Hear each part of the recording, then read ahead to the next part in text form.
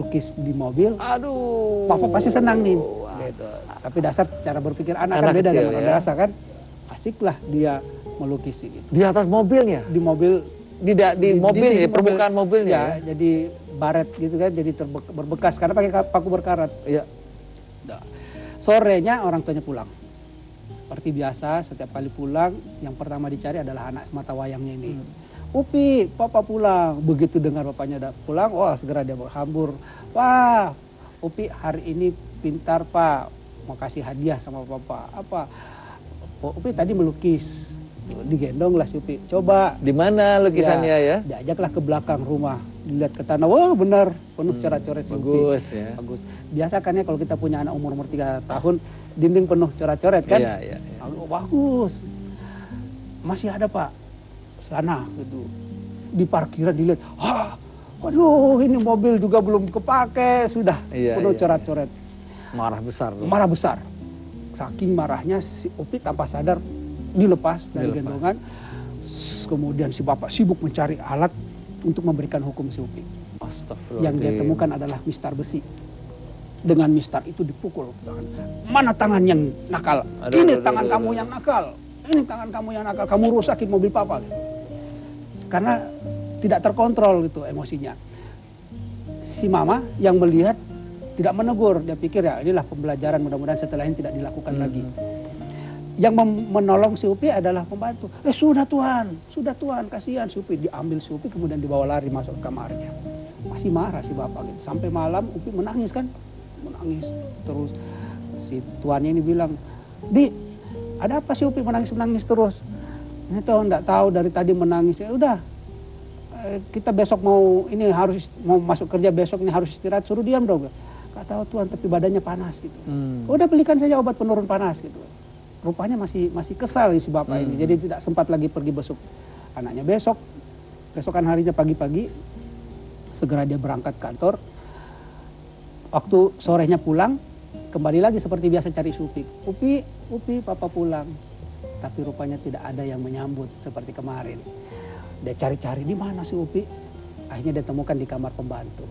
Pada saat itu Upi masih meringis, kesakitan. Tahu enggak, masih ingat paku yang dia pakai kemarin masih tergenggam di lukanya gitu, membuat tangannya berdarah, luka, dan akhirnya baru sadar, bibirnya sudah mulai putih. Bapaknya sadar, wah ini mungkin dampak dari amarah kemarin. Tanpa sadar, segera diambil, dia takut ini bisa parah. Anaknya dibawa ke dokter. Dokter bilang apa?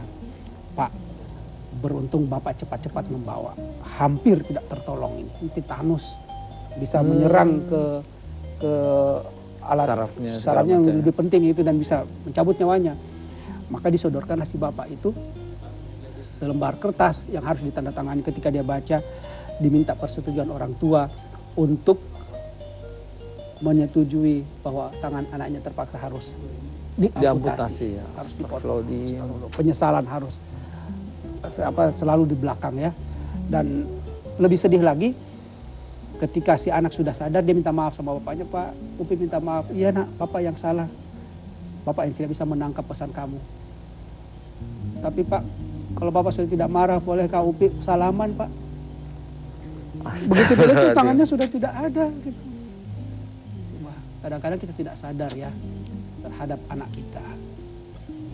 Dan penyesalan datang selalu di belakang. Dan bukankah anak itu adalah titipan ya? Titipan, amanah. Subhanallah. Ya baik, itu pemirsa satu cerita yang saya pagi-pagi terus terang agak sangat tergugah sekali dengan cerita seperti ini gitu ya. Bahkan di kala kita sedang emosi, terkadang kita gelap mata dan lupa bahwa ini hanya satu makhluk titipan Allah yang justru sebetulnya adalah Allah menitipkan kepada kita langsung ya Ustaz. Betul. Dan kadang-kadang karena lost control itu kita lupa bahwa cara berpikir orang dewasa beda dengan anak-anak. Betul. Khalil Gibran mengatakan anakmu bukanlah anakmu adalah anak zaman.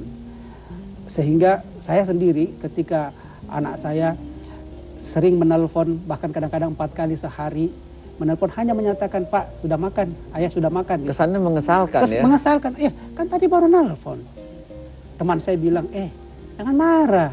Ada waktunya nanti kamu mengharapkan dia telepon, dia tidak mau lagi. Dan benar. Sekarang diajak kemana sudah tidak, karena dia sudah merasa Kita kan udah besar, masih mau diajak-ajak. Sudah punya dunianya sendiri begitu. Benar. Ya, Ustaz, ya. Berarti itu kata Khalil Gibran, anak zaman, dia sudah ada waktunya dan dia menjadi dirinya sendiri. Bahkan memang Sayyidina Ali menyatakan bahwa zamanmu tidak sama dengan zaman anakmu, maka didiklah anakmu mengikuti perkembangan zamannya. Ini sebuah tantangan dalam mendidik anak. Mudah-mudahan bisa membuka wawasan kita. Mudah-mudahan itu juga bisa memberikan banyak sekali ide dan inspirasi bagi Anda, para ibu-ibu di rumah yang bagaimana mungkin mempunyai permasalahan dengan putra-putrinya ya, terutama yang beranjak dewasa. Baik, alhamdulillah waktunya sudah habis. Kami ucapkan terima kasih kepada Ustadz yang sudah hadir dan memberikan cerita, dan juga tadi banyak sekali tausiah-tausiah yang insya Allah bisa meningkatkan iman Islam kita kepada Allah Subhanahu wa Taala. Ustadz, terima kasih. Salam untuk keluarga salam dan untuk juga untuk putra-putrinya ya. Baik, dan pemirsa, demikian jumpa kita kali ini. Kita akan ketemu lagi di lain kesempatan. Wabillahi taufiq wal hidayah. Wassalamualaikum warahmatullahi wabarakatuh. Waalaikumsalam warahmatullahi wabarakatuh.